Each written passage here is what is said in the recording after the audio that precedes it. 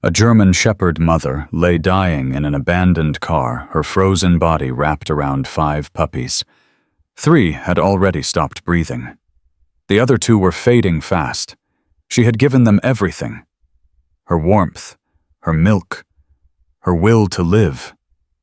Now she had nothing left. 15 miles away, Marcus Reeves pressed a loaded gun against his temple. His finger tightened on the trigger. His wife was dead. His unborn child was dead. He had no reason to see another sunrise, but God wasn't finished with either of them.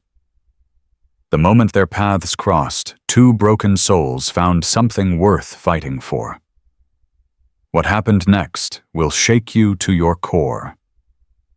Before we continue, subscribe to this channel and watch until the very end. Comment below which city you're watching from. I want to see how far this story reaches across the world. Marcus Reeves sat in his truck with the engine running and a Glock 19 resting on the passenger seat. The blizzard screamed outside. Visibility had dropped to nothing.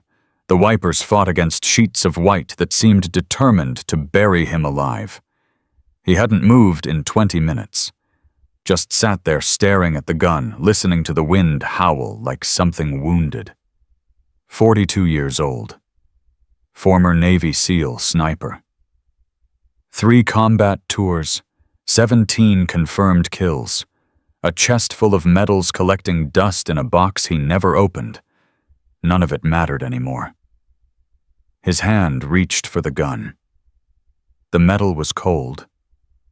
Familiar. He'd held this weapon 1,000 times in 1,000 different places. But tonight would be the last. "Sarah," he whispered into the empty cab, "I'm coming home." His wife had been dead for 3 years, 2 months, and 16 days. He knew the exact count because he marked every single one on the wall of his cabin. Each mark was a wound. Each wound refused to heal. She'd been 7 months pregnant when they broke into their home. Marcus was 6,000 miles away, clearing buildings in some desert city whose name he couldn't even remember. By the time he got her voicemail, she was already gone. Her voice still lived in his phone. He played it every night before he tried to sleep. "Marcus, something's wrong. Someone's in the house. I'm hiding in the closet. I'm not scared, baby. I know you'd be here if you could. I just want you to know that I love you. Whatever happens, I love you. Please don't blame yourself. Please." The message cut off. He'd listened to those 43 seconds over 10,000 times, memorized every breath, every tremble in her voice, every word she chose to comfort him while she was dying. Now he raised the gun. His finger found the trigger. The metal pressed against his temple. Cold. Final. "I'm sorry," he said. "I tried. I really tried." The truck shuddered against a gust of wind. Something caught his eye through the blur of snow. Movement. 30 yards ahead near the old gas station that had been abandoned for years. He blinked. Probably nothing. His mind playing tricks again. But the movement came again. Low to the ground. Dark against white. Marcus lowered the gun slightly. His SEAL training kicked in despite everything. Movement in hostile conditions required assessment. His body responded automatically, even when his soul wanted to quit. He squinted through the windshield. Something was out there. "Probably a deer," he muttered. "Or a coyote. Nothing that concerns you. Just pull the trigger and be done with it." He raised the gun again. His finger tightened, but his eyes wouldn't leave that spot in the snow. The shape moved again, then another shape. Smaller. Multiple shapes huddled together against the storm. Marcus cursed under his breath. He knew he should just end it. Knew he had no reason to investigate. Knew that whatever was out there wasn't his problem. But his hand was already putting the gun down. His feet were already moving to the pedals. The truck was already rolling forward through the snow. "Damn it," he said. "Damn it all." He pulled up to the abandoned gas station and killed the engine. Through the ice-crusted window, he could see the old building's roof had collapsed. A rusted car sat nearby, half buried in a drift. Its door hung open at an angle torn nearly off its hinges. Inside that car, something was alive. Marcus grabbed his flashlight and pushed open his truck door. The wind hit him like a fist. 20 below zero may be worse with the wind chill. His lungs burned with each breath. Snow immediately clogged his beard, his eyelashes, his nose. He trudged forward, boots sinking into powder up to his knees. "Hello," he shouted over the wind. "Anyone out there? No response, just the howling storm and that strange movement in the car." He reached the vehicle and pointed his flashlight inside. His heart stopped. A German shepherd lay curled in the back seat, her body forming a protective wall around 5 tiny puppies. Her fur was matted with ice. Her breath came in shallow, desperate pants. Her eyes, amber and wild, met his through the beam of light. She didn't growl, didn't bark, didn't move. She just looked at him with the same expression he'd seen on dying soldiers. The expression that said, "I've done everything I can. I've given everything I have. Please don't let it be for nothing." "Oh my God," Marcus breathed. 3 of the puppies weren't moving at all. Their small bodies lay motionless against their mother's belly, covered in frost. The other 2 twitched weakly, their tiny mouths opening and closing in silent cries. The mother had been out here for hours, maybe days. She'd kept her babies alive with nothing but her own body heat, and now that heat was running out. Marcus knelt in the snow, his flashlight trembling in his hand. "Easy girl," he said softly. "I'm not going to hurt you." The dog watched him. Her ears were flat against her head. Her tail didn't wag. But something in her eyes shifted. A recognition that this human might be different from the one who left her here. Because someone had left her here. Marcus saw the evidence immediately. A collar around her neck with the tags deliberately cut off. A chain attached to the car's door handle snapped from where she'd fought to break free.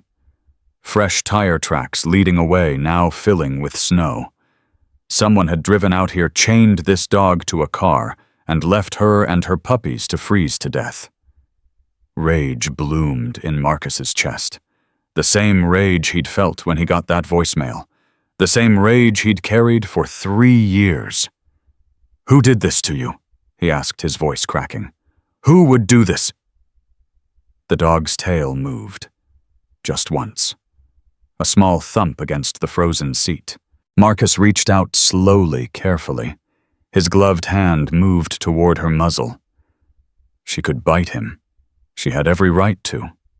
He was a stranger, and she'd already been betrayed by humans once tonight. But she didn't bite. She pressed her nose against his palm and closed her eyes. Something broke inside Marcus. Something that had been locked away since the night Sarah died. He felt tears freezing on his cheeks and didn't even try to stop them. "Okay," he said. "Okay. We're going to fix this. All of you. We're going to fix this." He needed to move fast. The puppies that weren't moving were probably already dead, but the 2 that were still alive had minutes left at best. The mother was in marginally better shape, but not by much. Marcus stripped off his jacket, then his flannel shirt beneath it, then his undershirt. The cold attacked his bare skin like knives, but he didn't care. He wrapped the 2 living puppies in the undershirt, then the flannel, then tucked the bundle inside his jacket against his chest. Their tiny bodies felt like ice cubes against his skin. He could barely detect their heartbeats. "Stay with me," he murmured. "Both of you. Stay with me." He turned back to the mother. "Can you walk, girl? Can you get up?" She tried. God help him, she tried. Her front legs pushed against the seat. Her body lifted slightly, but her back legs didn't respond. They dragged uselessly behind her, and she collapsed with a cry that sounded almost human. Marcus's stomach dropped. Her back legs were injured. He couldn't tell how badly in this light, and this cold, but she wasn't walking out of here on her own, and she weighed at least 70 pounds. "Okay," he said, recalculating. "Okay, new plan." He couldn't carry her and the puppies at the same time, not through this storm, not with his shoulder already screaming from an old combat injury, but he also couldn't leave her. "I'm coming back," he told her, looking directly into her eyes. "Do you understand me? I'm going to get these babies to the truck, and then I'm coming back for you. Don't give up. Don't you dare give up." She whimpered. Her head dropped back to the seat. Her eyes never left his. Marcus turned and fought his way back to the truck. Every step was agony. The wind pushed against him like a living thing determined to knock him down. The puppies against his chest were so still he feared he'd already lost them. He wrenched open the truck door and climbed inside. The engine had been running the heater blasting. The temperature difference nearly knocked him over. He laid the bundle of puppies on the passenger seat, carefully opening the shirts to check on them. 2 tiny faces, eyes sealed shut, mouths still moving weakly. "Come on," Marcus said. "Come on, fight." One of them squeaked, a tiny sound barely audible over the heater's roar. But it was life. Marcus grabbed the gun that was still sitting on the seat. He stared at it for a long moment. "Not today," he said finally. He shoved it into the glove box and slammed it shut. He had 70 pounds of freezing dog to rescue. The journey back to the car nearly killed him. The storm had intensified in the 3 minutes he'd been gone. Visibility dropped to 0. He navigated by memory and instinct, stumbling twice, falling once, getting back up through sheer force of will. When he reached the car, the mother was still alive, still watching for him. Her tail thumped weakly when his flashlight found her eyes. "Told you I'd come back," he said. "Now let's get you out of here." He reached inside and scooped his arms under her body. She yelped in pain but didn't struggle. She understood he was trying to help. "I know it hurts," Marcus said. "I know, but you've got to trust me. Your babies are waiting." He lifted her. His shoulder screamed. His back threatened to give out. She was dead weight, literally 70 pounds of exhausted, injured, half-frozen animal that hung limp in his arms. He staggered toward the truck. 10 steps. 20. 30. The wind knocked him sideways. He nearly dropped her but caught himself at the last second. "We're almost there," he gasped. "Hold on." 40 steps. 50. His legs buckled. He went down on one knee in the snow, the dog clutched to his chest, the storm trying to bury them both. "No," Marcus growled. "Not like this. Get up. Get up." He forced himself back to his feet. His muscles burned. His lungs screamed. His injured shoulder felt like someone had driven a spike through it. But he kept walking. 60 steps. 70. The truck's headlights appeared through the white. A miracle of light in the endless dark. Marcus reached the passenger door and somehow got it open while still holding the dog. He laid her on the floorboard, her head resting near the bundled puppies. She immediately stretched her neck toward them, sniffing, counting, making sure they were still there. "They're alive," Marcus told her, climbing into the driver's seat. "Both of them. Now we need to get all of you warm." He cranked the heat to maximum and pointed every vent toward the back. The mother's eyes found his in the rearview mirror. "I know there were 5, Marcus said, his voice breaking. "I saw them. I know 3 of them didn't make it. I'm so sorry I didn't get here sooner." She whimpered, a sound of grief that transcended species. A mother's sound, The same sound Marcus imagined Sarah would have made if she'd lived long enough to lose their child. He put the truck in gear and started driving. The cabin was 15 miles away through the worst blizzard Montana had seen in a decade. The roads were invisible under the snow. The truck's four-wheel drive groaned with effort. Twice he nearly slid off the mountain. But he kept driving, because behind him a mother and her surviving babies were counting on him. And for the first time in 3 years, someone was counting on Marcus Reeves. He thought about the gun in the glove box. He thought about Sarah's voicemail. He thought about the words she'd said at the end. "Please, don't blame yourself." "Please, I do blame myself," he said out loud to no one. "Every single day, but maybe that's not the point anymore." The dog in the back made a sound. Not a whimper this time. Something softer, almost like agreement. "You didn't give up on those puppies," Marcus continued. "You stayed with them even when it was killing you, even when there was no hope. You stayed." He checked the mirror. The mother was watching him again. "My wife would have liked you," he said. "She always wanted a dog. I kept saying we'd get one after I retired, after the baby came. After. His voice cracked. "There never was an after." The truck rounded a bend. The cabin appeared through the snow. Small. Dark. The place Marcus had come to die. Now it might become the place where something lived. He pulled up close and killed the engine. The silence was immediate and total. Just the ticking of the cooling motor and the whisper of wind. "We're home," Marcus said, whatever that means. He carried the puppies in first, then came back for the mother. His shoulder had passed through pain into numbness, which probably wasn't a good sign. He'd worry about it later. Inside the cabin, the wood stove had nearly gone out. He'd meant it to. Dead men didn't need heat. But now he threw in kindling and logs until the flames roared back to life. He laid the mother on a blanket near the stove. She immediately curled herself around the two puppies, her body finally beginning to warm. Marcus knelt beside them, watching the rise and fall of their breathing. 3 heartbeats that hadn't existed in his life an hour ago. 3 reasons not to open that glove box again. "I don't know what I'm doing," he admitted to the dog. "I don't know how to take care of you. I don't know if I can keep you alive." She lifted her head and licked his hand. The gesture was so simple, so trusting, so completely undeserved. Marcus broke down completely.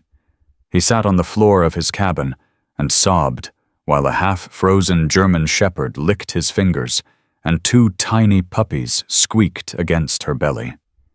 He cried for Sarah, for the baby he never met. For 3 years of silence and guilt, and slowly dying from the inside out.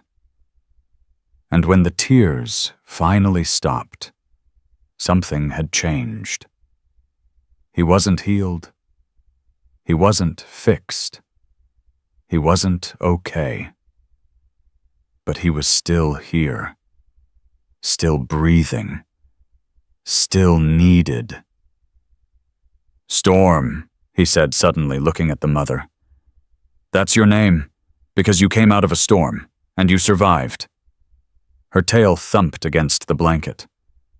"These 2, he continued, looking at the puppies. "This one with the lighter fur, he's going to be Ghost, and this one, the darker one, she's Luna."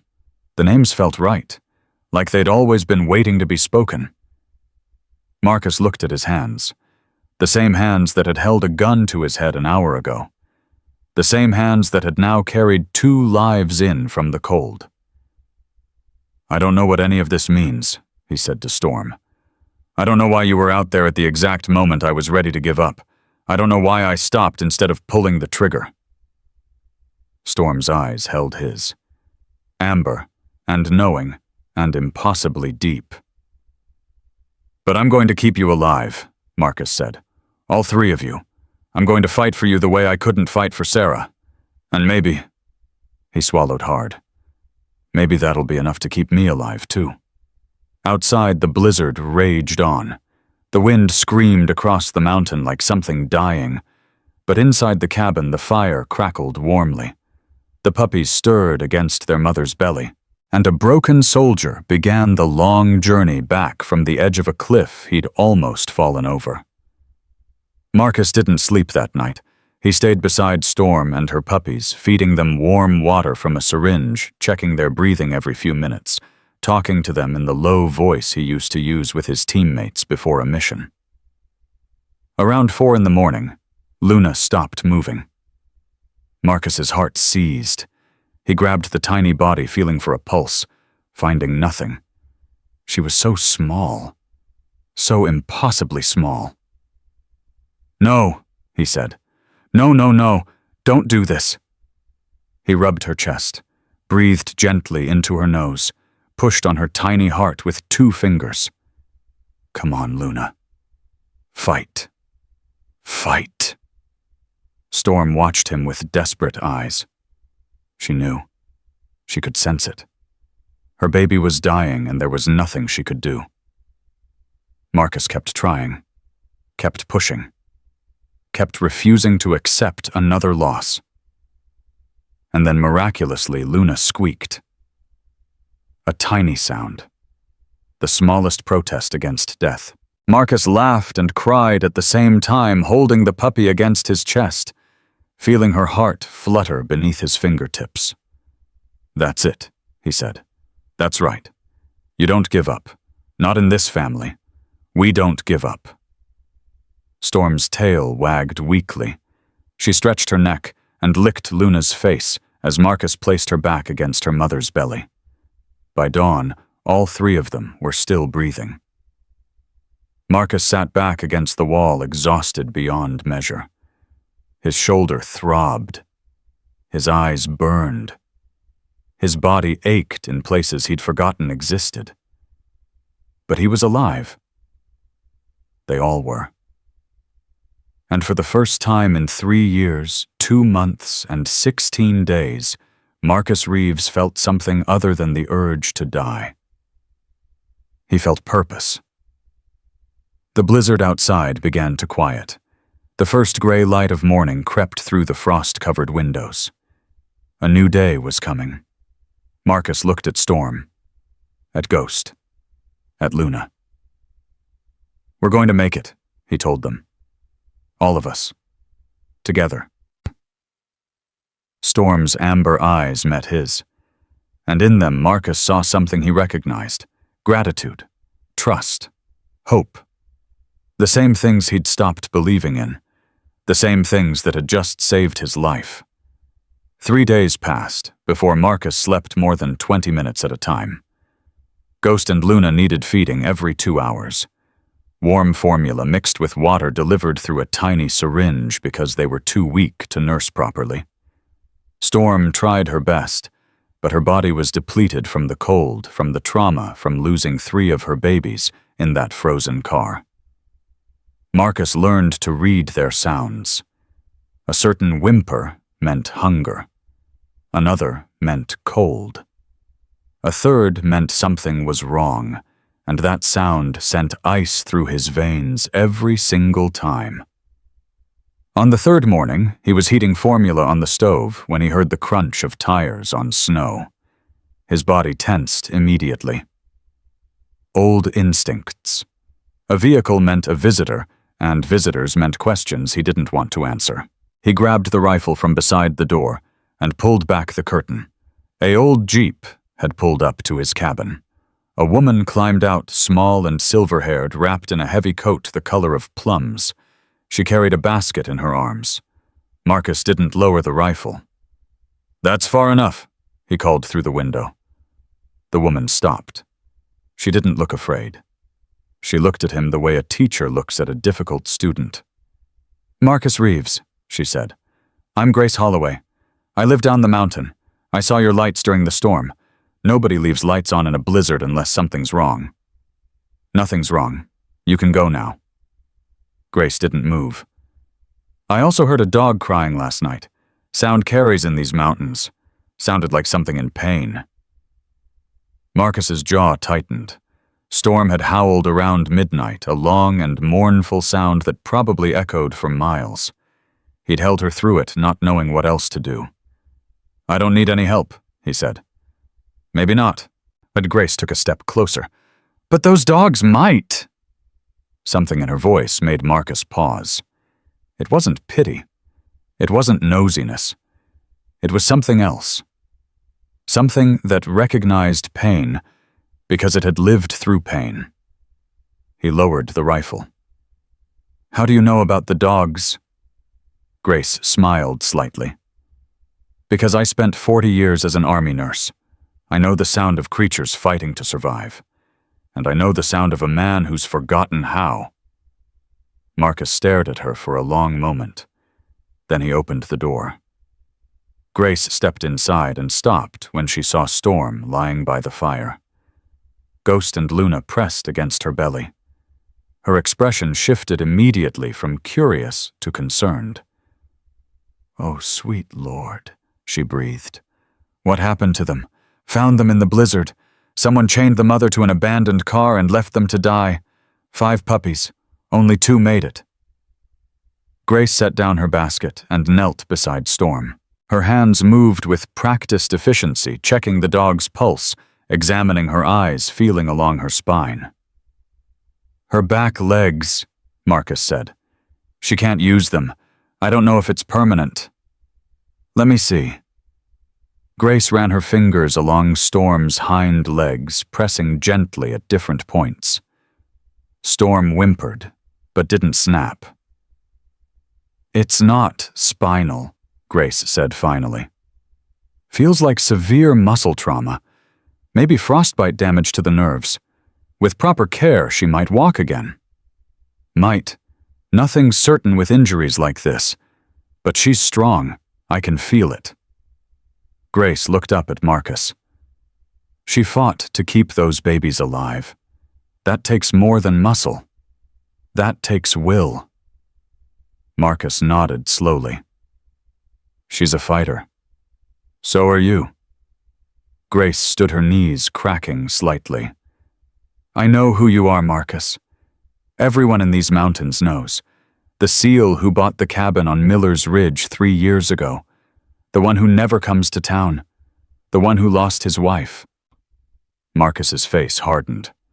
"That's none of your business." "No, it's not. But I lost my son 10 years ago. Daniel, Army Ranger. He came home from his 3rd tour and couldn't find his way back. Shot himself in his bedroom while I was making breakfast downstairs." The words hit Marcus like a physical blow. "I'm sorry," he managed.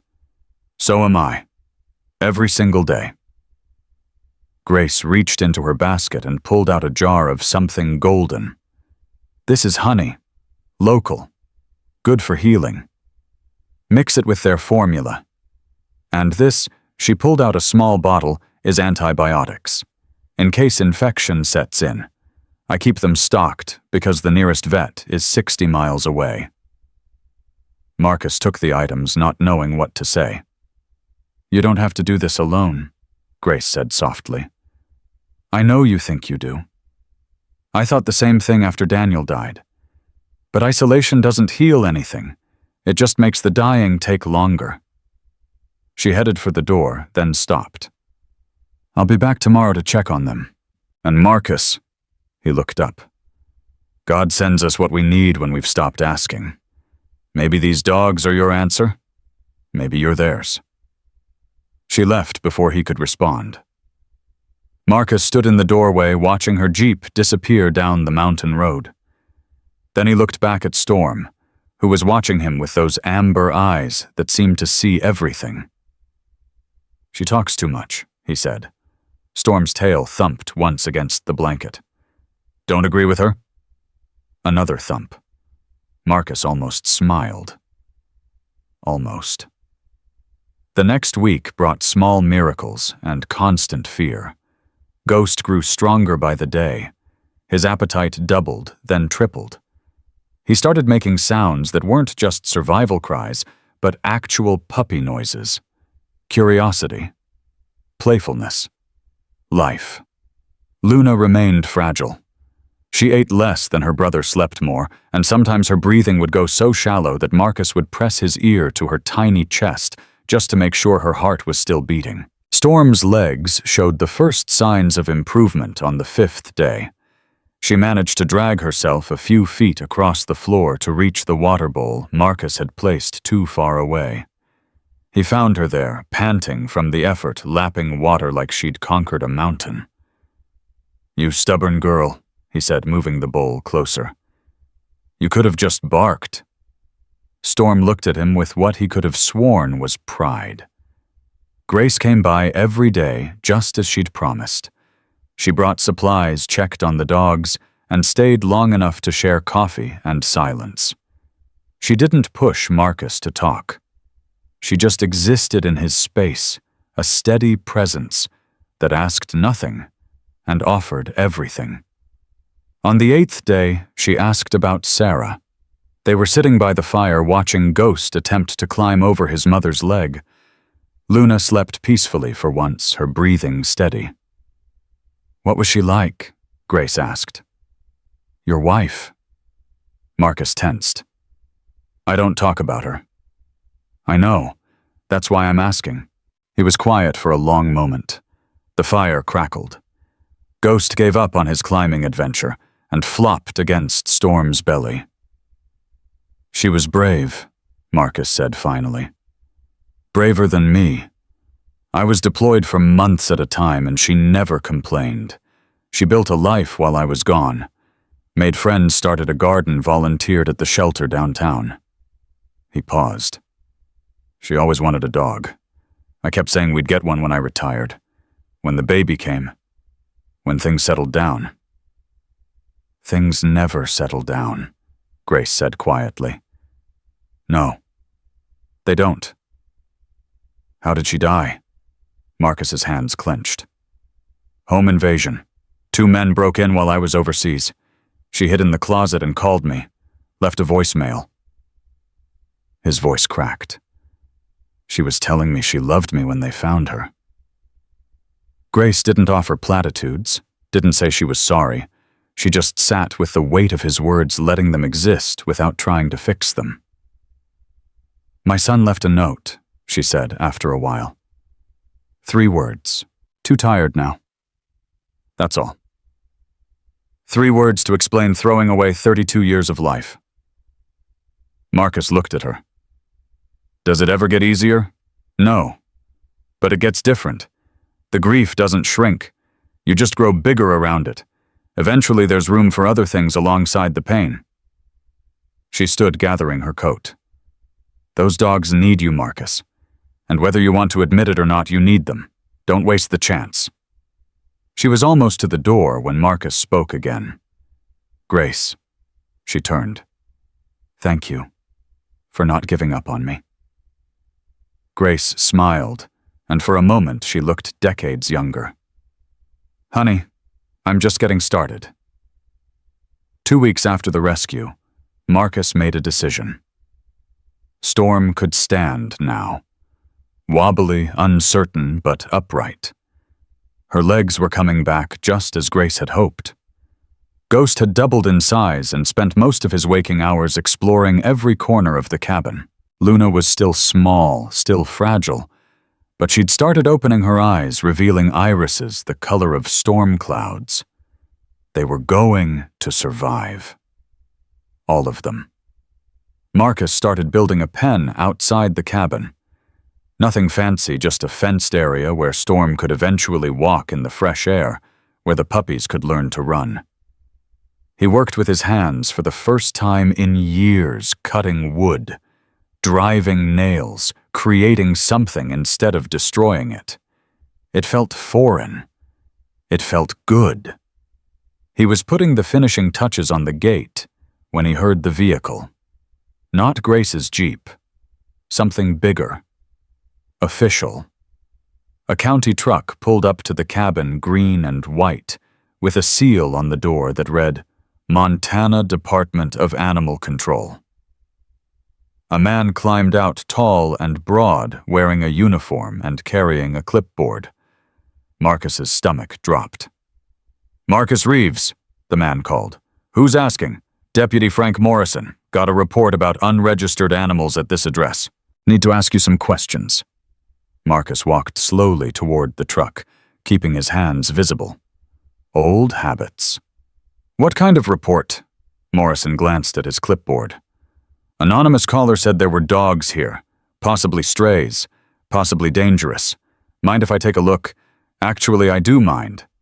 Morrison's expression hardened. "Sir, I'm not asking permission. I'm giving you the courtesy of cooperation. If these animals are unregistered or pose a threat, I'm authorized to remove them." "Remove them where?" "County shelter. They'll be evaluated, held for 72 hours. If no owner comes forward and they can't be adopted, they'll be euthanized." The word hit Marcus like a bullet. "They're not strays," he said, fighting to keep his voice level. "I found them in a blizzard. Someone abandoned them. I've been rehabilitating them for 2 weeks." "You got papers, vet records, proof of vaccination." "I've got a mother who almost died protecting her puppies. I've got 2 survivors out of 5. I've got a dog who couldn't walk when I found her, and now she's standing. Is that enough proof?" Morrison sighed. "Look, I get it. You're attached. But the law is the law. Without documentation, these animals are classified as strays. I need to see them."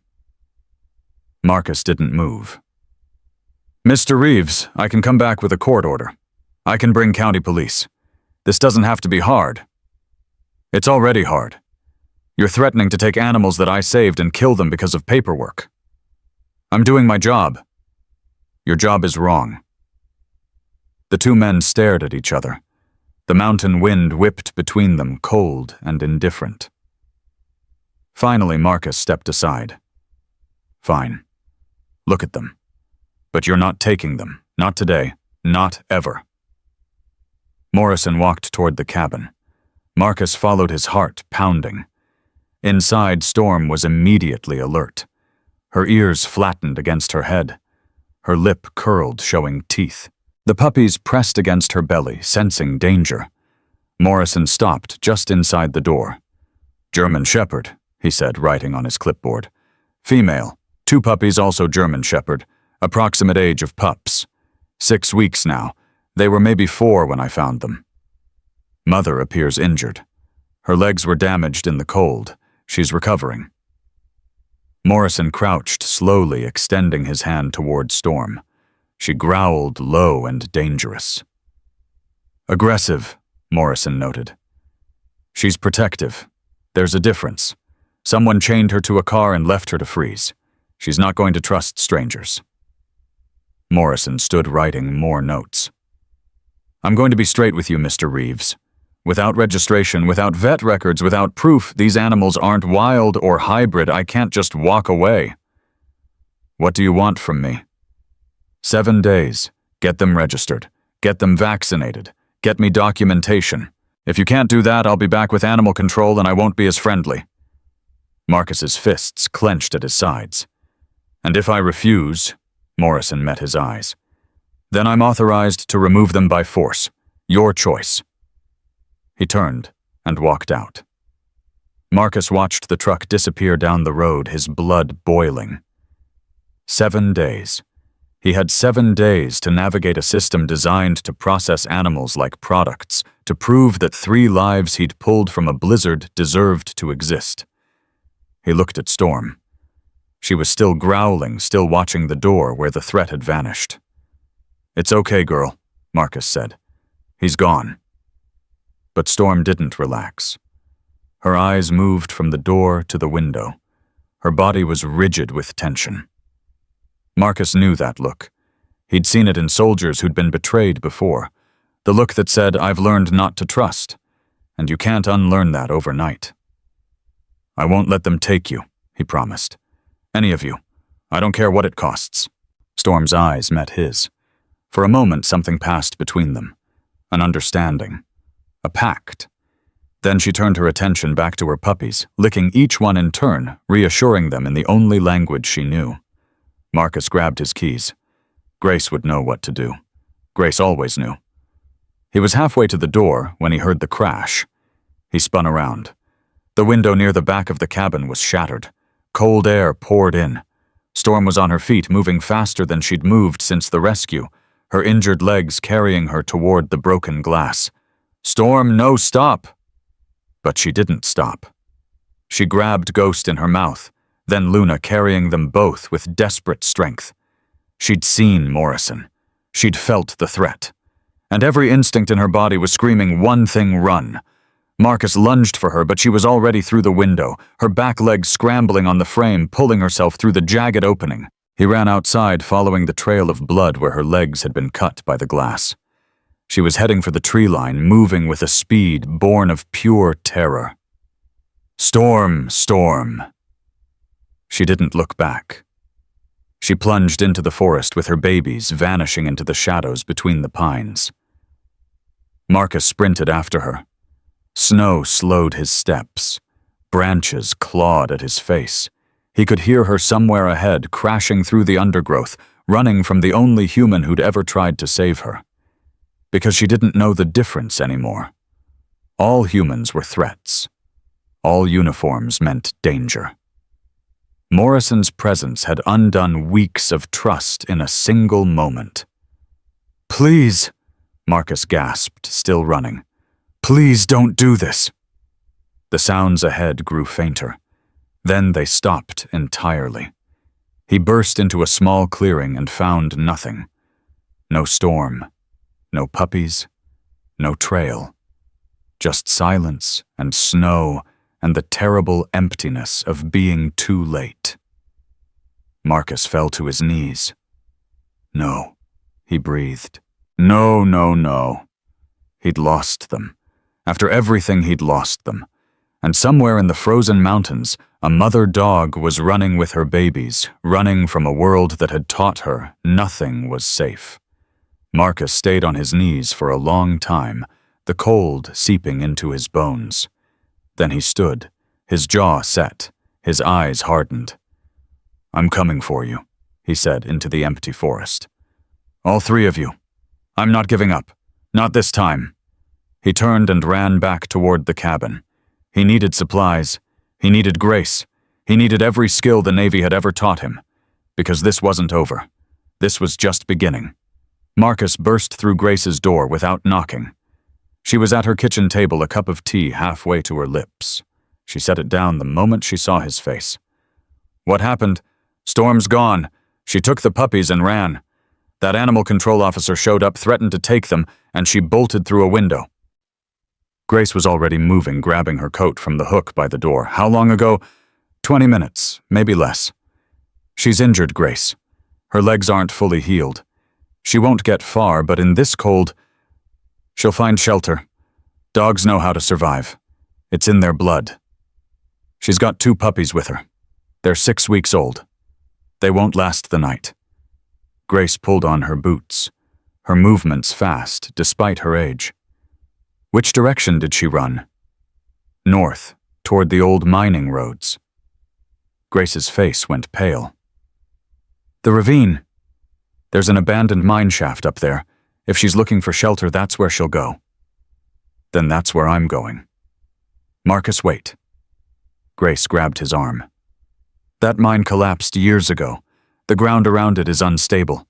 If you go in there, I don't have a choice. You could die." Marcus looked at her, and something in his eyes made her let go. "I've been dying for 3 years, Grace. At least this time it'll mean something." He was out the door before she could respond. The forest swallowed Marcus whole. He moved through the trees with the precision of a man who had spent half his life in hostile territory.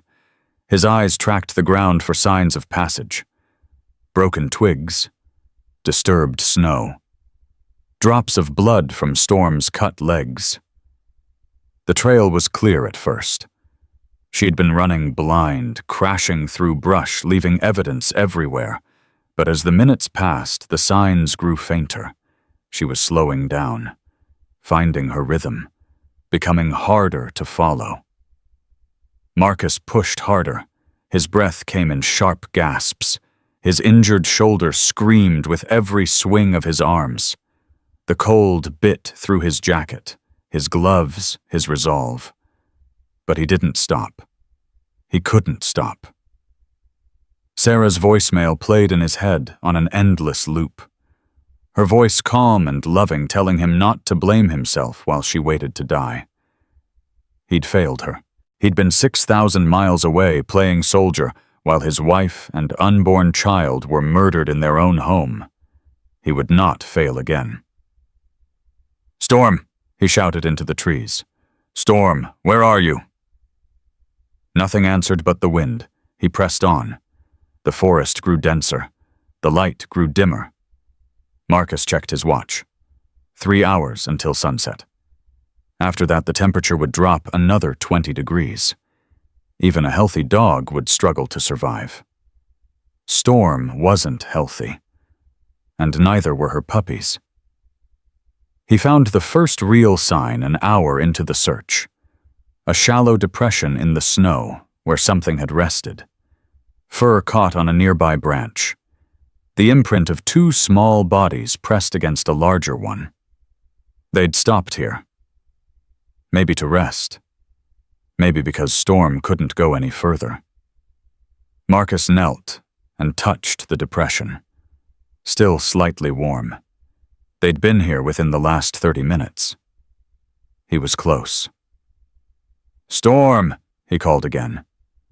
"Girl, I know you're scared. I know that man frightened you. But I'm not him. I'm not going to hurt you. I'm not going to take your babies." His voice echoed through the trees. Somewhere in the distance, a bird took flight.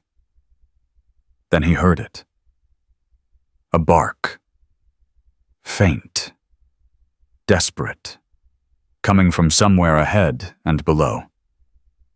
Marcus ran. The ground began to slope downward, steep and treacherous. He grabbed tree branches to steady himself, his boots sliding on the icy rock beneath the snow. The bark came again, closer now, and he could hear the fear in it. Then he saw the ravine.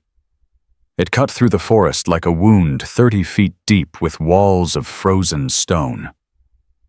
At the bottom, hidden in shadow, was the entrance to the old mine shaft Grace had warned him about. And standing at that entrance, barking frantically, was Storm. "Storm!" She looked up at him, her eyes wild. One of the puppies was in her mouth. The other was nowhere to be seen. Marcus's heart stopped. "Where's Luna, Storm? Where's the other puppy?" Storm turned and disappeared into the mine shaft. "No, no, no, no!" Marcus scrambled down the ravine, half running, half falling. Rocks cut his hands. His ankle twisted on a hidden root. He barely felt it. He reached the bottom and plunged into the darkness of the mine. The smell hit him first. Damp earth, rotting timber, the metallic tang of old iron. He pulled out his flashlight and swept the beam across the tunnel. Storm was 20 feet ahead, standing over both puppies. Luna lay motionless on the ground. Ghost squirmed weakly against his mother's leg. Marcus approached slowly, his heart hammering. "Easy, girl.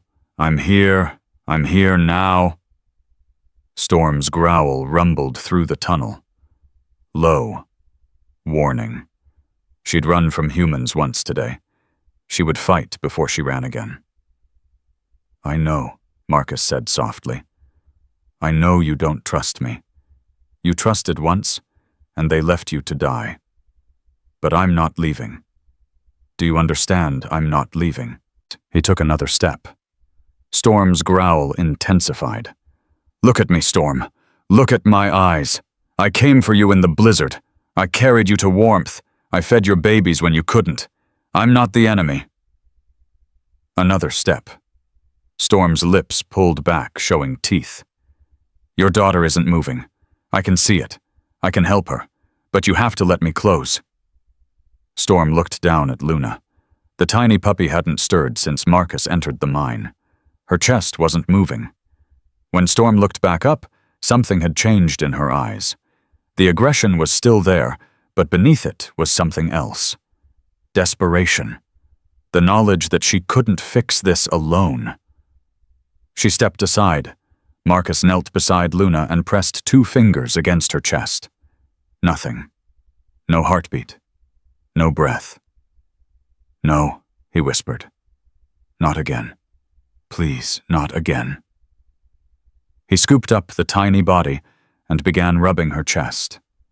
Gentle pressure. Consistent rhythm. The same motions he'd used 3 weeks ago when Luna had almost died the first time. "Come on, baby girl. Come on. Fight!" Storm whimpered, her nose pressed against her daughter's face. "She's a fighter," Marcus said, still rubbing. "You taught her that. She's not giving up. Neither am I." 30 seconds. Nothing. A minute. Nothing. Marcus felt the darkness closing in. The same darkness that had swallowed Sarah. The same helplessness. The same crushing weight of being unable to save what mattered most. "Please," he breathed. "God, please. I can't do this again. I can't." Luna coughed. A tiny choking sound. Then another. Then a weak cry that echoed off the mine walls like a miracle. Marcus laughed and sobbed at the same time, tears freezing on his cheeks. "That's it. That's my girl. Breathe. Just breathe." He tucked Luna inside his jacket against his chest, the same way he'd carried her from the blizzard. Her heartbeat fluttered against his skin. Weak, but present. Storm pressed close, sniffing her daughter through the fabric. "She's alive," Marcus told her. "They both are. Now we need to get out of here." He reached for Ghost. That's when the rumbling started. Marcus froze. The sound was deep, primal, coming from somewhere in the walls themselves. Dirt trickled from the ceiling. The old timbers creaked and groaned. The mine was collapsing. "Move! Now!" Marcus grabbed Ghost, shoved both puppies against his chest, and ran for the entrance. Storm sprinted beside him, her injured legs finding strength they shouldn't have had. The rumbling grew louder. The ground shook. Behind them, the ceiling began to fall in massive chunks of rock and earth. 20 feet to the entrance. 15. 10. A timber collapsed directly in their path. Marcus vaulted over it, his shoulder screaming. Storm scrambled underneath. 5 feet. The entrance was right there, gray light flooding through the opening. Marcus dove forward. Storm beside him as the tunnel behind them collapsed in a thundering roar of stone and dust. They landed in the snow at the bottom of the ravine, debris raining down around them. Marcus curled his body over the puppies, shielding them with everything he had. When the rumbling finally stopped, silence fell like a heavy blanket. Marcus lay there gasping, covered in dirt and blood. His shoulder had given out completely. His ankle throbbed. His lungs burned from the dust. But the puppies were moving against his chest. Both of them. Alive. Storm pressed her nose against his face and licked the dirt from his cheek. Marcus laughed. A broken, exhausted sound. "We made it, girl. All of us. We made it." He lay in the snow for a long moment, staring up at the gray sky, feeling the weight of 2 tiny lives against his heart, and the warmth of a mother's gratitude against his skin. Then he heard the voices. "Marcus, Marcus."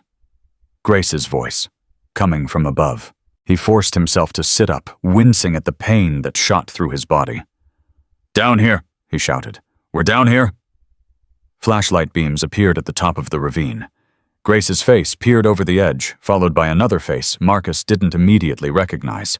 Then he did. Deputy Frank Morrison. Marcus's blood ran cold. "Found them," Morrison called to someone behind him. "They're in the ravine." "Don't you touch them," Marcus growled, pulling the puppies closer. "I swear to God, Morrison, if you— Easy!"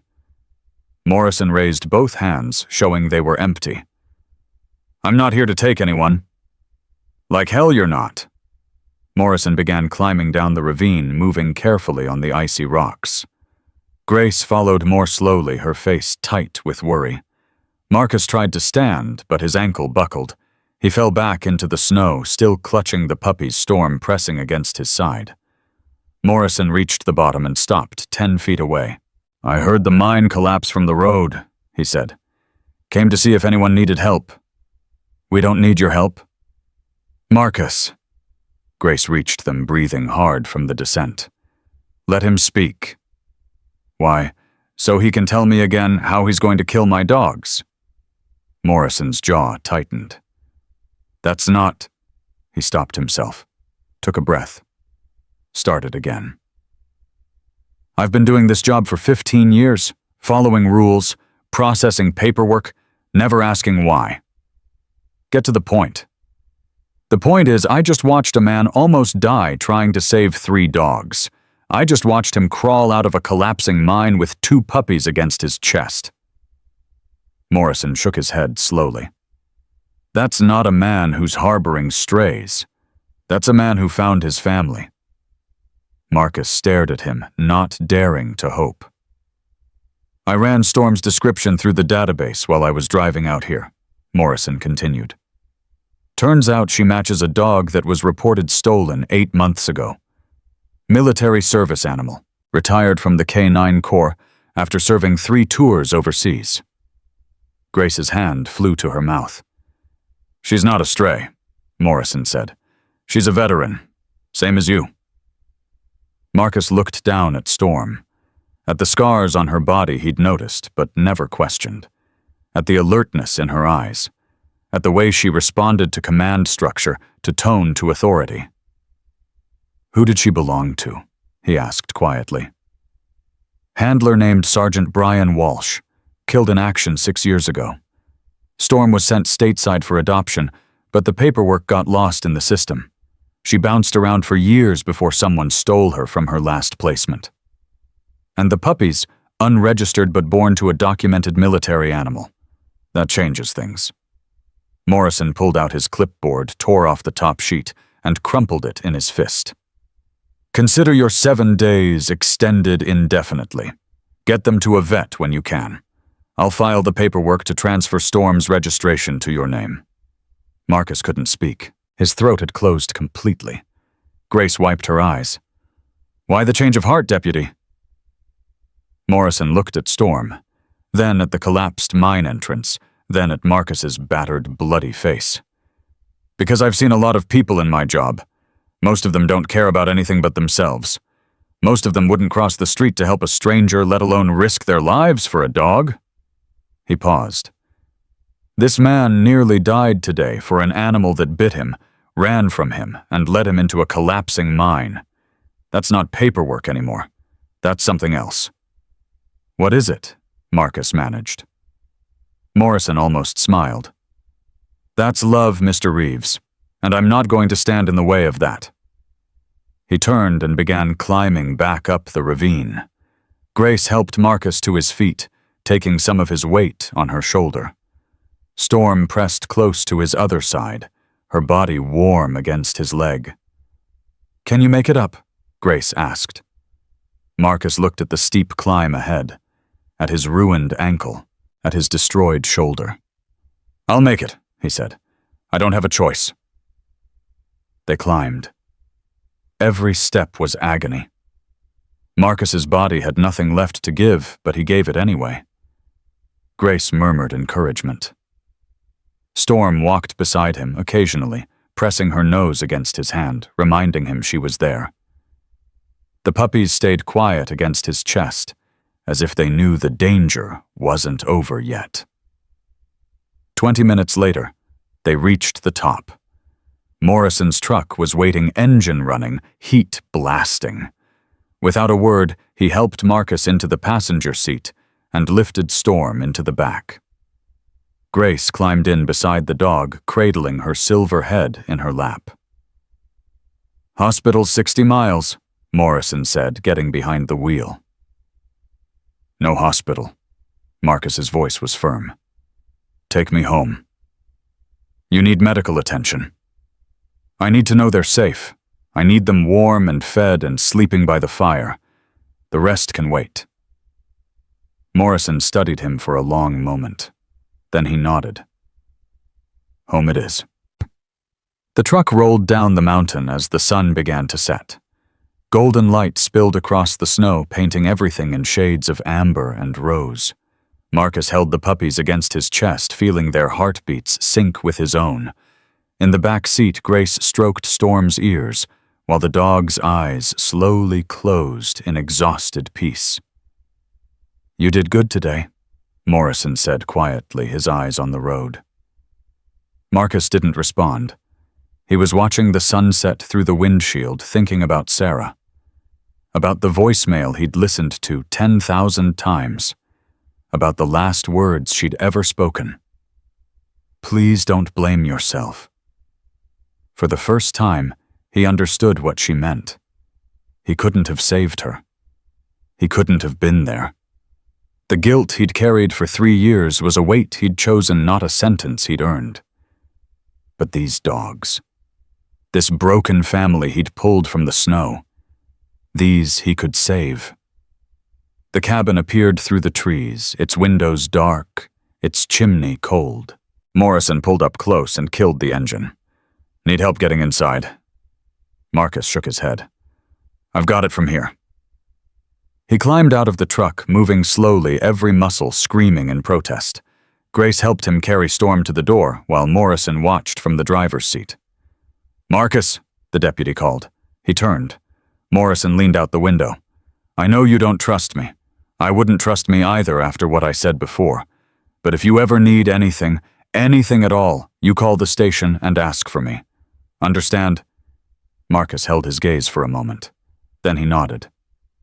"Thank you. Don't thank me. Thank whatever put you on that road the night of the blizzard. That's the real miracle here." The truck pulled away, taillights fading into the dusk. Marcus stood in the cold with his dogs and his friend watching it go. "Let's get inside," Grace said gently. "You need rest. All of you." They went in. Marcus rebuilt the fire with one working arm, while Grace settled Storm on her blanket. The puppies were placed against their mother's belly, immediately burrowing into her warmth. Ghost nipped at his sister's ear. Luna squeaked in protest. Storm licked them both, her tail thumping weakly against the floor. Marcus collapsed into the chair by the fire, too exhausted to move. Grace brought him a cup of tea and sat beside him. "You almost died today," she said quietly. "I know." Was it worth it? Marcus looked at the dogs, at the family he'd nearly lost twice, at the lives that had become the reason for his own. "Yeah," he said. "It was worth it." Grace reached over and squeezed his hand. "Sarah would be proud of you." The words hit Marcus harder than anything else that day, harder than the cold, harder than the collapse, harder than the fear of losing everything. His eyes burned, his throat closed. "You think so? I know so." Grace smiled through her own tears. "You saved them, Marcus. And in doing that, you saved yourself. That's exactly what she would have wanted." Marcus looked at Storm. The dog's amber eyes met his across the room, filled with something that might have been understanding, might have been gratitude, might have been love. "I'm going to build something," he heard himself say. "Here, on this land, a place for dogs like Storm, veterans who served and got forgotten, animals that deserve better than what the world gave them." Grace's eyes widened. A sanctuary. A home for the ones nobody else wants. He paused, his voice cracking. "I'll call it Storm's Haven." Grace was quiet for a long moment. Then she leaned over and kissed his forehead. "That's the most beautiful thing I've ever heard." The fire crackled. The puppies slept. Storm's breathing grew slow and steady, and Marcus Reeves' former Navy SEAL, broken soldier survivor of 100 battles, finally allowed himself to rest. Tomorrow would bring new challenges, new fears, new reasons to keep fighting. But tonight, there was only warmth, only family, only the quiet knowledge that sometimes the thing that saves you is the thing you save first. Marcus closed his eyes. For the first time in 3 years, he slept without nightmares. Spring came to Blackwood Valley like a whispered promise. The snow began to melt. The rivers woke from their frozen sleep. And Marcus Reeves stood in front of his cabin, hammer in hand, staring at the wooden frame he'd been building for 3 weeks straight. His shoulder had mostly healed. His ankle still ached when the weather changed. But every morning he rose before dawn and worked until his muscles screamed for mercy. Storm watched him from the porch, her amber eyes following every swing of the hammer. Ghost and Luna played nearby, tumbling over each other in the mud, their bodies strong and healthy after months of careful feeding. "You're going to hurt yourself again," Grace called from behind him. Marcus didn't stop working. "I'm fine. You said that yesterday when you fell off the ladder." That was different.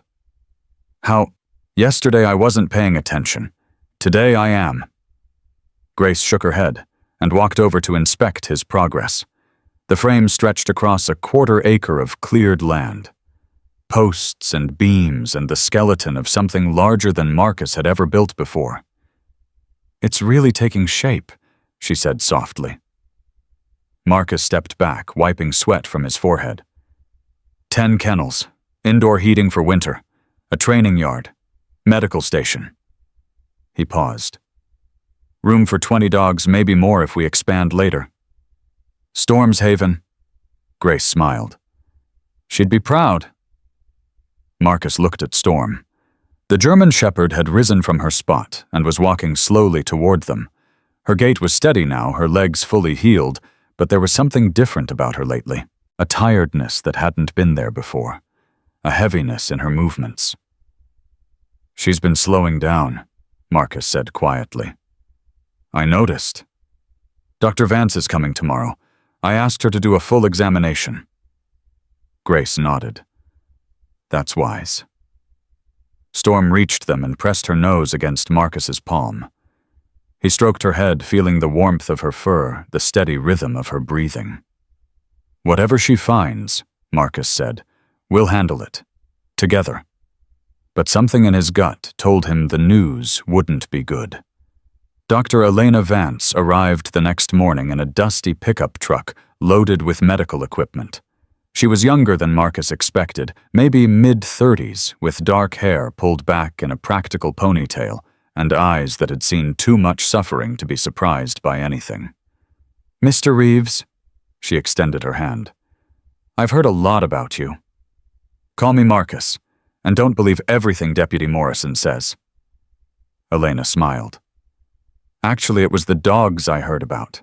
3 survivors from a blizzard. A mother who walked through hell to protect her puppies."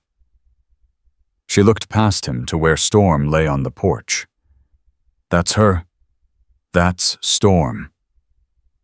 Elena walked over slowly, letting Storm sniff her hand before touching her. "Hey, beautiful. Mind if I take a look at you?" Storm's tail thumped once against the wooden planks. "She likes you," Marcus said. "Dogs usually do. It's people I have trouble with." They moved Storm inside to the warmth of the cabin. Elena worked methodically, checking vitals, palpating organs, drawing blood for tests. Ghost and Luna watched from their spot by the fire, unusually quiet, as if they sensed something important was happening. Marcus stood in the corner, arms crossed, trying to read Elena's expression. It gave nothing away. "How old is she?" Elena asked without looking up. "The military records say 8, but she's been through a lot. Might be older in dog years." 3 combat tours, Years of neglect after retirement, then a blizzard and a mine collapse. Elena shook her head. She's a survivor. That's what I keep telling her. Elena finished her examination and sat back on her heels. For a long moment, she said nothing. Marcus felt his chest tighten. Just say it. Her heart is enlarged. I can feel it without the tests. It's working too hard has been for a long time. The stress of her life, the cold, the running, it all took a toll. What does that mean? Elena finally met his eyes. It means she's dying, Marcus. Slowly but certainly. Her heart is giving out. The words hit Marcus like a physical blow. He reached for the wall to steady himself. How long? Months. Maybe a year if she takes it easy. Maybe less if she doesn't. There's no treatment, no surgery. For a dog her age with this much damage, Elena shook her head. We can manage her comfort, keep her calm, give her the best days possible. But we can't fix this. Marcus looked at Storm. She was watching him, her amber eyes calm, and knowing as if she'd understood every word. She knows, he whispered. They usually do. Dogs are smarter than we give them credit for. Marcus knelt beside Storm and took her face in his hands. You hear that, girl? You're not allowed to give up. Not yet. We've got too much work to do. Storm licked his cheek. I'm serious. You've got puppies to raise, a sanctuary to supervise. You can't leave. Her tail thumped against the floor. Once, twice. A promise she couldn't keep, but offered anyway. Marcus buried his face in her fur and let the tears come. The next 3 months were the hardest of Marcus's life. He finished the sanctuary with his own hands, working through rain and heat and the occasional setback. Grace helped when she could, bringing supplies and food and the quiet companionship that had become essential to his survival. Deputy Morrison stopped by weekly sometimes with donations from the community, sometimes just to check in. Storm watched it all from her spot on the porch. She couldn't walk as far anymore. Couldn't play with Ghost and Luna the way she used to. But every morning she dragged herself outside to supervise Marcus's work, her eyes sharp, even as her body failed. You're supposed to be resting, Marcus told her one afternoon. Storm ignored him and lay down in the shade of a half-finished kennel. Stubborn. Her tail wagged. Wonder where the puppies get it from.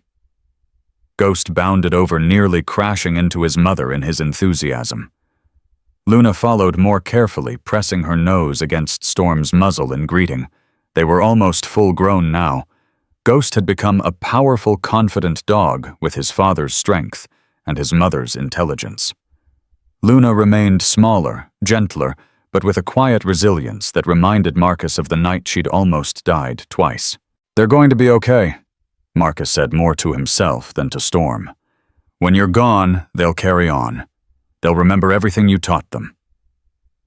Storm's eyes found his. In them, Marcus saw acceptance, peace, the same look he'd seen in dying soldiers who had made their peace with God. Not yet, he said fiercely. You hear me? Not yet. The first rescue dogs arrived in July. Marcus had worked with Morrison to identify military and police dogs that had fallen through the cracks. Animals that had served their country and been forgotten. Veterans who needed a home. The first was a Belgian Malinois named Titan, 10 years old, 3 tours in Afghanistan, retired to a shelter that couldn't handle his trauma. When the transport van pulled up, Marcus opened the crate door and found a dog so beaten down by life that he wouldn't even lift his head. Hey, buddy, Marcus said softly. Welcome to Storm's Haven. Titan didn't respond. Didn't move. Just lay there with his eyes closed, waiting for whatever fresh hell came next. Marcus sat down beside the crate and waited. An hour passed. Then 2. The sun climbed higher. Sweat dripped down Marcus's face. Still, he waited. Finally, Titan opened one eye. "There you are," Marcus said. "Thought you might be in there somewhere." The dog watched him warily. "I know what you're thinking. Another human. Another promise. Another disappointment." Marcus reached slowly into the crate, letting his hand rest near Titan's nose. "But this place is different. The woman who started it went through the same thing you did. Abandoned. Betrayed. Left to die." Titan's ears twitched. "She's over there on the porch. See her, that Storm. She's the boss around here. And she doesn't tolerate self-pity." Something shifted in Titan's eyes. He lifted his head slightly, looking toward the porch where Storm lay watching. "That's right. She's waiting for you. We all are." Slowly, painfully, Titan rose to his feet. His legs shook. His body trembled. But he walked out of the crate and took his first steps toward his new home. Marcus felt tears sting his eyes. Welcome to the family soldier. By August, Storm's Haven housed 7 dogs. Each one carried scars. Each one had a story. And each one found something in that mountain sanctuary that the rest of the world had failed to give them. Peace. Marcus developed a routine. Mornings were for medical checks and feeding, afternoons for training and socialization, evenings for the quiet work of rebuilding trust. Grace came by every day, her presence as steady and essential as the mountain itself. She'd started a garden near the entrance, planting flowers that attracted butterflies and bees. For the dogs, she explained, they need beauty in their lives, not just survival. Morrison brought his 12-year-old daughter one weekend. She spent 3 hours sitting with Luna reading stories aloud, while the dog rested her head in the girl's lap. "She wants to volunteer," Morrison said, watching them. "Every weekend, if I'll let her. She's welcome any time." Morrison was quiet for a moment. "You know, when I first came to your cabin, I thought you were just another bitter veteran hiding from the world. I had you figured out in 10 seconds. And now I think I was an idiot." Marcus almost smiled. "We agree on something." Storm's condition worsened as fall approached. She stopped eating some days, stopped walking others. Her breathing grew labored, her movements slow and painful. Dr. Vance came weekly now, managing medications, adjusting treatments, buying time that was running out. "She's fighting," Elena said one evening. "I've never seen a dog hold on like this. She's waiting for something." "What?" Marcus looked at Storm, lying by the fire with Ghost and Luna pressed against her sides. "I don't know, but she'll tell me when she's ready." The letter arrived in late September. Marcus found it in his mailbox, a plain white envelope with no return address. Inside was a single sheet of paper, handwritten in neat, careful script. "Mr. Reeves, my name is Thomas Walsh. My brother Brian was Storm's handler. He died in Afghanistan 6 years ago, and Storm was supposed to come home to our family. Instead, she disappeared into the system. I've been searching for her ever since. I heard about your sanctuary through a veterans network. They said you found a German shepherd in a blizzard, a retired military dog. When I saw the photos, I knew it was her. I don't want to take her away. I can see she's found peace with you. But I have something that belongs to her, something Brian wanted her to have. I'll be in Blackwood Valley this weekend if you're willing to meet. Thomas Walsh." Marcus read the letter 3 times. Then he looked at Storm, sleeping peacefully by the fire. "Someone's coming to see you, girl. Someone from your past." Storm's ears twitched. Her eyes opened slowly. "Brian's brother. He's been looking for you for 6 years." Something changed in Storm's expression. A recognition. a memory surfacing from deep water. She lifted her head and let out a soft whine. "I know," Marcus said, kneeling beside her. "I know. We'll face it together." Thomas Walsh arrived on Saturday morning. He was tall and lean with the same military bearing as Marcus. His eyes were red-rimmed, his hands shaking slightly as he climbed out of his rental car. "Mr. Reeves, call me Marcus." Thomas nodded. He was carrying a small wooden box, holding it against his chest like something precious. "Is she—" His voice cracked. "Is she here?"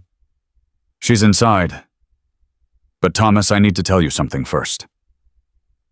Thomas's face went pale. "She's sick. Her heart is failing. She doesn't have much time left." The words hit Thomas like a blow. He staggered, reaching for the car to steady himself. "I searched for 6 years," he whispered. 6 years. And now, she's still here. She's still alive. And she's been waiting for something. I think maybe she was waiting for you." Thomas wiped his eyes. "Can I see her? Follow me." They walked to the cabin together. Marcus opened the door. Storm was lying by the fire. Ghost and Luna beside her. When she saw Thomas, her body went rigid. Her ears shot forward. Her tail began to wag with more energy than she'd shown in weeks. "Hey, girl," Thomas said, his voice breaking. "Hey, Storm, remember me?" Storm tried to stand. Her legs shook. She fell back down. Thomas rushed forward, falling to his knees beside her. "Don't get up. Don't hurt yourself. I'm here. I'm finally here." He wrapped his arms around her neck and sobbed. Storm licked his face, his hands, his hair. Her tail wagged frantically.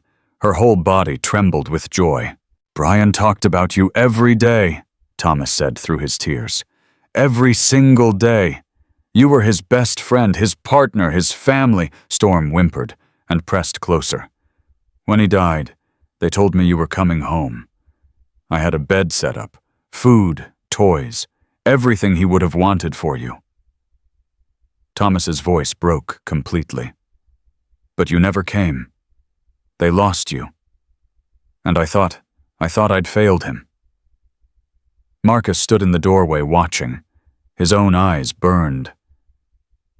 "You didn't fail anyone," he said quietly. "She's here now. That's what matters." Thomas nodded, still holding Storm. "I brought something. Something Brian wanted her to have." He opened the wooden box. Inside was a worn leather collar, faded and cracked with age. Attached to it was a bronze medal. "Brian's Silver Star," Thomas said. "He won it on their last mission together. Storm saved his life that day. He always said half of this medal belonged to her." Marcus watched as Thomas carefully removed Storm's current collar and replaced it with Brian's. The medal glinted in the firelight. Storm looked down at it, then up at Thomas, then over at Marcus. And in her eyes, Marcus saw something he'd never seen before. Completion. She was waiting for this, he realized. All this time she was waiting to finish his mission. Thomas stroked her head. What mission? To come home. Brian sent her home, but she never got there. She's been fighting to complete that mission ever since. Thomas looked at the medal hanging from Storm's collar, at the dog who had served his brother, at the family she'd built in this mountain sanctuary. She did it, he whispered. She finally did it. Storm's tail wagged once more. Then she laid her head in Thomas's lap and closed her eyes. Her breathing slowed, her body relaxed. And in that moment, surrounded by love, Storm finally let go. No. Marcus dropped to his knees. No, Storm, not yet. Please. But she was gone. Peaceful. Complete. Finally home. Thomas held her, tears streaming down his face. Ghost and Luna pressed against their mother's body, whimpering in confusion. Grace arrived an hour later, having heard from Morrison that something was happening. She found them all still gathered around Storm, none of them able to move. "Oh, Marcus," she whispered. He looked up at her, his face shattered. She was waiting.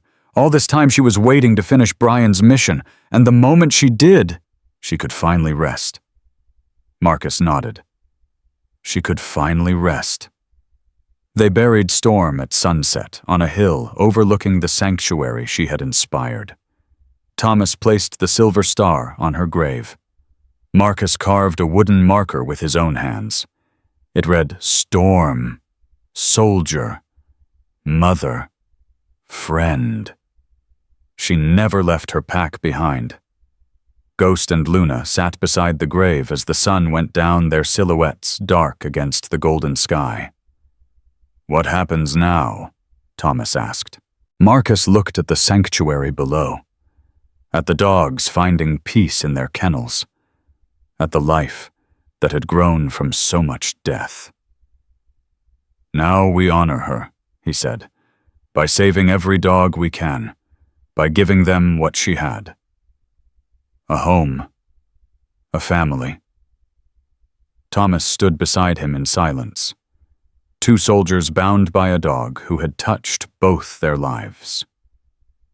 "I want to help," Thomas said finally. "Brian would have wanted that." Marcus extended his hand. "Welcome to Storm's Haven."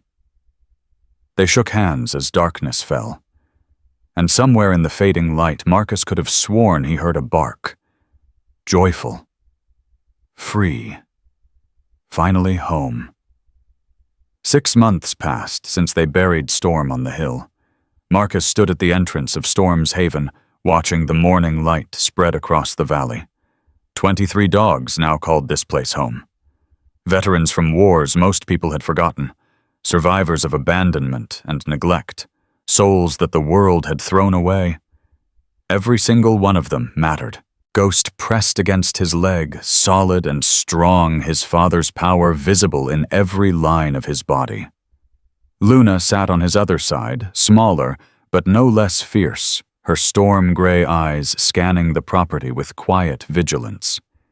They had become his partners, his family, the living legacy of a mother who had refused to give up. "You two ready for today?" Marcus asked. Ghost's tail wagged. Luna's ears perked forward. "Good, because we've got work to do." The first group of veterans arrived at 9 o'clock. Thomas had organized the program. 12 men and women, all former military, all struggling with the invisible wounds that followed them home from war.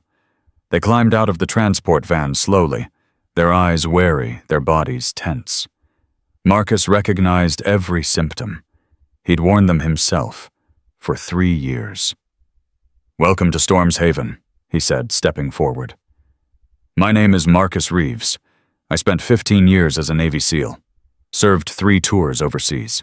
Lost my wife while I was deployed. Spent the next 3 years trying to drink myself to death." The veterans stared at him. Nobody spoke.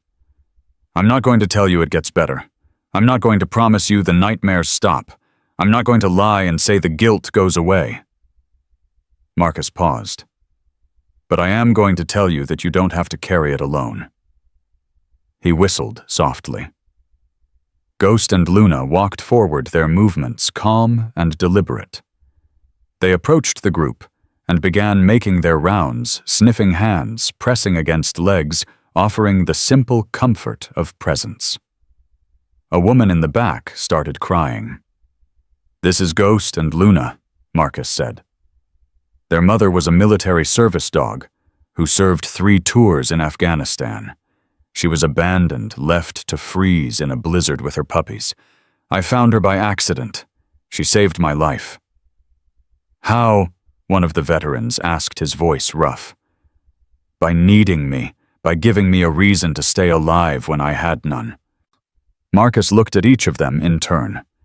"That's what these dogs do. They don't judge. They don't expect you to be fixed. They just need you to show up." The crying woman had dropped to her knees, her arms wrapped around Luna. The dog leaned into her, absorbing her pain like a sponge. "Her name is Luna," Marcus said gently. "She almost died twice before she was 6 weeks old. Now she spends her days helping people heal." "How?" the woman asked through her tears. "By being exactly what she is. Broken. Scarred. Alive anyway." The program lasted 3 days. Marcus worked with each veteran individually, pairing them with dogs whose wounds matched their own. A soldier with severe PTSD found peace with Titan, who understood hypervigilance better than any therapist. A Marine who hadn't slept through the night in 4 years finally rested with Rex curled at her feet. Ghost became the unofficial leader, guiding the other dogs with the same quiet authority his mother had possessed. Luna specialized in the hardest cases, the veterans so shut down they couldn't even speak, sitting with them for hours until something finally cracked. On the final day, the crying woman approached Marcus. "My name is Angela," she said. "I served 2 tours in Iraq. I've tried therapy medication support groups. Nothing worked." And now, Angela looked at Luna, who sat patiently at her side. "Now, I think I understand." "Understand what?" "Why I survived. I kept asking God that question. Why me? Why did I make it home when so many didn't?" She wiped her eyes. "But that's the wrong question. What's the right one? Not why did I survive, but what do I do with the life I was given?" Marcus felt something shift in his chest. The same question he'd asked himself 1,000 times. The same answer he'd finally found. "That's the whole secret," he said. "We don't get to choose what happens to us. We only get to choose what we do next." Angela nodded slowly. Then she knelt beside Luna and wrapped her arms around the dog. "Thank you," she whispered. "Both of you." Grace came to visit that evening. She moved slower now, her steps more careful, her breathing more labored. The cancer had come back 3 months ago. She'd refused treatment. "I've lived long enough," she told Marcus when he argued. "Daniel's waiting for me. I'm not afraid." Now she sat on the porch, watching the sunset paint the valley gold. Ghost lay at her feet. Luna rested her head in Grace's lap. "You did it," Grace said softly. "Did what? Built something beautiful from something broken." She smiled. "That's the hardest thing any human being can do." Marcus sat beside her, his shoulder brushing hers. "I couldn't have done it without you." "Yes, you could have. You just didn't know it yet." They sat in silence as the light faded. Somewhere in the distance, a dog barked. Another answered. The sounds of life continuing despite everything. "I need to tell you something," Grace said finally. "What? I'm not going to make it to Christmas." Marcus's heart clenched. "Grace, don't argue with me. I've made my peace. I'm ready." She reached over and took his hand. "But I need you to promise me something. Anything. Promise me you'll keep living. Not just surviving. Actually living." Her eyes met his, fierce despite her fragility. "Promise me you'll let someone else in. Someone human.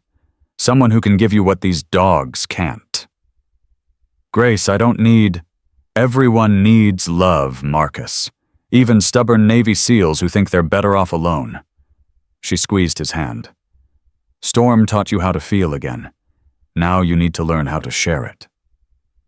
Marcus looked away, his throat tight. "I don't know if I can." "You can. You just have to choose to." Grace leaned over and kissed his cheek. "You're the bravest man I've ever known. Don't let fear win now." She stood slowly, her joints creaking, her body betraying her. "Walk me to my car?" Marcus helped her down the steps, Ghost and Luna following close behind. At her jeep, she turned and looked at the sanctuary one last time. "You know what I see when I look at this place? What? Proof that God doesn't waste pain. Every tear you cried, every night you couldn't sleep, every moment you wanted to give up it all, led here." She gestured at the kennels, the training yard, the dogs finding peace in the fading light. "This is what your suffering built. This is your redemption." Marcus couldn't speak. The lump in his throat had grown too large. Grace climbed into her jeep and started the engine. Through the window, she smiled at him one last time. "I'll see you on the other side, Marcus Reeves. You, me, Storm, Sarah, Daniel, all of us. One big family reunion." She drove away before he could respond. Marcus stood in the driveway watching her taillights disappear into the darkness. He never saw her alive again. Grace died 3 weeks later, peacefully in her sleep. The whole valley came to her funeral. People Marcus had never met spoke about her kindness, her strength, her unwavering faith in the goodness of others. Deputy Morrison delivered the eulogy. His voice cracked twice, but he made it through. "Grace Holloway was the best of us," he said. "She lost her son to war and chose love instead of bitterness. She watched her friends die and chose hope instead of despair. She faced her own death and chose peace instead of fear." He looked at Marcus in the front row. "She also saved a man who had given up on himself, taught him that healing wasn't about forgetting the past. It was about building something from the wreckage." After the service, Marcus stood at her grave. Ghost and Luna sat beside him, their presence a comfort he couldn't name. "You were right," he said to the headstone, "about everything. I was so busy surviving that I forgot how to live. You taught me the difference." He knelt and placed something on her grave. A small wooden carving of a German shepherd, hand-carved in the late nights when sleep wouldn't come. "Storm's waiting for you. So is Daniel. Give them my love." He stood and walked back to his truck. There was work to do. Winter came again to Blackwood Valley. Storm's haven had grown beyond anything Marcus had imagined. 40 dogs now. 3 full-time staff members. A waiting list of veterans requesting admission to the recovery program. Thomas had become his partner, handling the administrative work that Marcus couldn't stand. Deputy Morrison had fully retired and now served as the sanctuary's official liaison with local law enforcement. Angela, the crying woman from the first group, had returned as a volunteer coordinator. The sanctuary was thriving. But Marcus still felt incomplete. He stood at Storm's grave on the anniversary of her death, the mountain wind cutting through his jacket.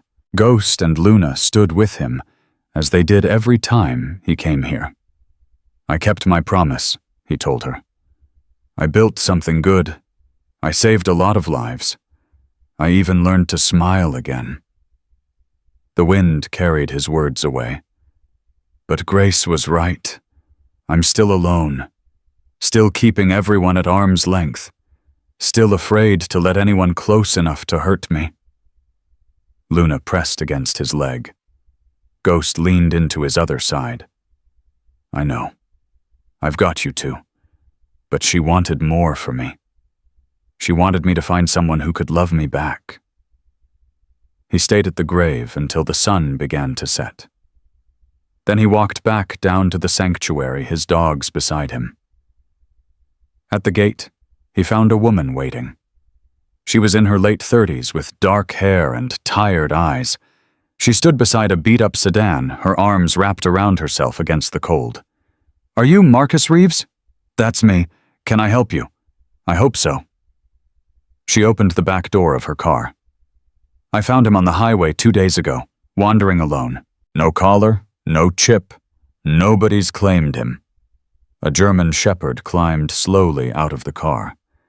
He was thin-scarred, one ear torn almost in half. His eyes held the same emptiness Marcus remembered seeing in Storm when he first found her. "He won't eat," the woman said. "Won't drink, won't respond to anything I try.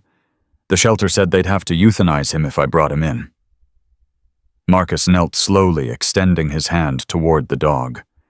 The animal flinched, but didn't run. "Hey, buddy. Rough road, huh?" The dog watched him with wary eyes. "My name's Marcus. This is Ghost and Luna. And that up there," he pointed toward the hill, "is where their mom is buried. She came from a rough road, too. Found her in a blizzard half dead, protecting puppies she couldn't keep alive." The dog's ears twitched. "She taught me something important. She taught me that broken doesn't mean finished, that scars don't have to be the end of the story." Marcus held his hand steady, patient, waiting. The woman watched, barely breathing. Slowly, carefully, the German shepherd leaned forward. His nose touched Marcus's fingers. Cold, damp, uncertain. Then he took a step closer, and another. And then he pressed his head against Marcus's chest and let out a sound that was half whimper, half sigh. Marcus wrapped his arms around the dog and held him. "Welcome home, soldier. You're safe now." The woman burst into tears. "I didn't know what else to do. I couldn't just leave him. I couldn't let them kill him." Marcus stood, one hand still resting on the dog's head. "What's your name?" "Elena. Elena Cooper." "Not Dr. Elena Vance." She shook her head. "No, I'm a teacher. 3rd grade. I don't know anything about dogs. I just couldn't walk away." Marcus looked at her. Really looked. He saw the exhaustion in her eyes, the compassion in her actions, the courage it had taken to drive a stranger's dog to a sanctuary she'd only heard about. He saw someone who had chosen kindness when it would have been easier to look away. "You did the right thing," he said. "He would have died out there. Will he be okay here? He'll be better than okay. He'll be loved." Elena wiped her eyes. "I should go. I've got a long drive back." "Wait." The word came out before Marcus could stop it. She paused. "Yes, it's getting dark. Roads up here are dangerous at night, especially if you don't know them. We've got a guest cabin. You could stay head out in the morning." Elena hesitated. "I don't want to impose. You just saved a life. That earns you a meal and a warm bed at minimum." She almost smiled. "You always this hospitable to strangers. Only the ones who show up with broken dogs." This time she did smile, and something in Marcus's chest shifted. A door opening that had been locked for years. "Okay," Elena said. "One night." One night. They walked together toward the sanctuary, the rescued dog limping between them, Ghost and Luna leading the way. That one night turned into 2. Elena stayed to help the dog she'd saved adjust to his new home. Marcus named him Ranger after the army unit, whose patch matched a faded tattoo on the dog's ear. Someone somewhere had served with this animal. Someone had loved him once. Elena was there when Ranger ate his first meal, when he took his first steps without flinching, when he allowed another dog to approach him without growling. "You're good at this," Marcus told her one evening. "At what? Patience, compassion, showing up even when it's hard." Elena laughed softly. "That's called being a 3rd grade teacher. Half my job is convincing 8-year-olds that they're worth loving." Marcus looked at her, something stirring in his chest. "Do you convince them?" "Sometimes. The ones who've been hurt the worst take the longest. But they're always worth the wait." But she wasn't talking about children anymore. Marcus knew it. She knew it. "Elena, I should go," she said quickly. "I've already stayed too long." "What if you didn't?" She froze. What if you didn't go? What if you stayed?" Marcus took a breath. "We need a volunteer coordinator for the education program, teaching kids about service animals, about respecting veterans, about the work we do here. You'd be perfect for it." "Marcus, I have a life, a job. I can't just—" "I know. I'm not asking you to give anything up. I'm asking you to add something." He stepped closer. "Something that might matter." Elena's eyes searched his face. "Is this about the sanctuary, or is it about something else?" Marcus thought about Grace's words, about promises made and promises kept, about learning to share what he'd learned to feel. "Both," he said honestly. "I'm not going to lie to you. I'm broken. I'm scarred. I'm still learning how to be human again. But I'm trying, and I think maybe we could try together." Elena was quiet for a long moment. Behind them, the dogs settled into their evening routines. Ghost and Luna lay on the porch. Ranger had finally stopped pacing and curled into a tight ball near the fire. "I lost my husband 2 years ago," Elena said finally. "Car accident. I've been surviving ever since, going through the motions, telling myself that's enough." "Is it?" "No." She met his eyes. "No, it's not." "Then stay, even if it's just for a while, even if we don't know what it becomes. Stay and find out." Elena looked at the sanctuary, at the dogs finding peace, at the man standing before her offering something she hadn't known she needed. "Okay," she said. "I'll stay." Marcus felt something release in his chest, something he'd been holding so tight for so long that he'd forgotten it was there. "Thank you." "Don't thank me yet," Elena smiled. "I'm a terrible cook and I sing in the shower. I've eaten military rations for 15 years. Anything's an improvement." She laughed. A real laugh. The sound filled the evening air like music. And for the first time since Sarah died, Marcus laughed with her. 1 year later, Storm's Haven celebrated its anniversary. 200 dogs had passed through its doors.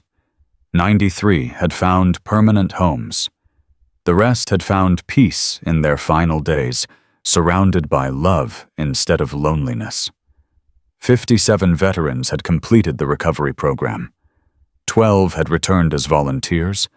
3 had started sanctuaries of their own in other states. The ripples kept spreading. Marcus stood on the hill where Storm was buried, Elena beside him, Ghost and Luna at their feet. Below them, the sanctuary buzzed with activity. Volunteers, veterans, dogs of every size and temperament. "She'd be proud," Elena said. "Who? All of them? Storm, Grace, Sarah?" Elena took his hand. "They'd all be proud of what you built." Marcus looked at the wooden marker on Storm's grave, at the silver star still hanging from its post. "I didn't build it alone." "No, but you started it. You chose to stop on that road. You chose to open that truck door. Everything else came from that one choice." Marcus nodded slowly. "I almost didn't, you know. I almost kept driving." "But you didn't." "No, I didn't." He turned to face Elena. In the past year, she'd become his partner in every way. She ran the education program. She helped with the veterans. She made him laugh when he forgot he could. She held him when the nightmares came. She had become home. "I need to tell you something," he said. Elena's expression shifted. "What?" Marcus reached into his pocket. His fingers found the small velvet box he'd been carrying for 3 weeks, waiting for the right moment. "Grace made me promise to let someone in, to share what I'd learned to feel. I thought she was asking the impossible." He opened the box. Inside was a simple gold ring, Nothing fancy, but solid and real. She wasn't. Elena's hand flew to her mouth. I'm not the man I was when I found Storm in that blizzard. I'm not whole yet. I don't know if I ever will be. But I'm better. And you're the reason why. Marcus, you don't have to answer now. You don't have to answer at all if you're not ready. I just needed you to know that I choose you. Today. Tomorrow. Every day I have left. Tears streamed down Elena's face. She looked at the ring, then at the sanctuary below, then at the man standing before her. Yes, she whispered. Yes, yes. She laughed through her tears. Yes, you impossible, stubborn, beautiful man. Yes. Marcus slid the ring onto her finger. Then he pulled her close and held her while Ghost and Luna circled them, tails wagging. Above them, the sun broke through the clouds, spilling golden light across the valley. And somewhere, Marcus could swear he heard a bark. Joyful, approving, free. That evening, Marcus sat alone on the porch. Elena had gone to call her family with the news. Ghost and Luna lay at his feet, their breathing slow and peaceful. The sanctuary was quiet, the dogs settled for the night. He pulled out his phone and opened Sarah's voicemail. He hadn't listened to it in months, hadn't needed to. But tonight, he needed to say goodbye. Her voice filled the darkness as familiar as his own heartbeat. Marcus, something's wrong. Someone's in the house. I'm hiding in the closet. I'm not scared, baby. I know you'd be here if you could. I just want you to know that I love you. Whatever happens, I love you. Please don't blame yourself. Please. The message ended. Marcus closed his eyes. I stopped blaming myself, he said into the silence. It took a blizzard and a dog and an old woman who wouldn't give up on me. But I stopped. Ghost lifted his head. Luna's ears twitched. I found someone new. Her name is Elena. She's kind and patient and she makes me laugh. I think you'd like her. He paused. I think you'd be happy I'm not alone anymore. The wind whispered through the trees. I'm going to delete this voicemail now. Not because I'm forgetting you. I could never forget you. But because I don't need it anymore. I've got other voices to listen to now. Living voices. He pressed delete. The message disappeared. And Marcus felt something he hadn't felt in 5 years. Freedom. He walked back inside, where Elena was waiting with warm tea and a smile. Ghost and Luna settled into their beds. Somewhere in the kennels, Ranger let out a soft bark, finally secure in his new home. Marcus looked around at everything he'd built, everything he'd survived, everything that had grown from that one moment when he'd chosen to open a truck door instead of pulling a trigger. Storm had taught him that broken didn't mean finished. Grace had taught him that pain didn't have to be wasted. And Elena had taught him that it was never too late to start again. He sat beside his future wife, his dogs at his feet, his sanctuary humming with rescued lives. Outside, stars filled the Montana sky, endless and bright. And Marcus Reeves, former Navy SEAL widower survivor, finally understood what Storm had known all along. The ones who save us are the ones we save first. And love, true love, never leaves its pack behind.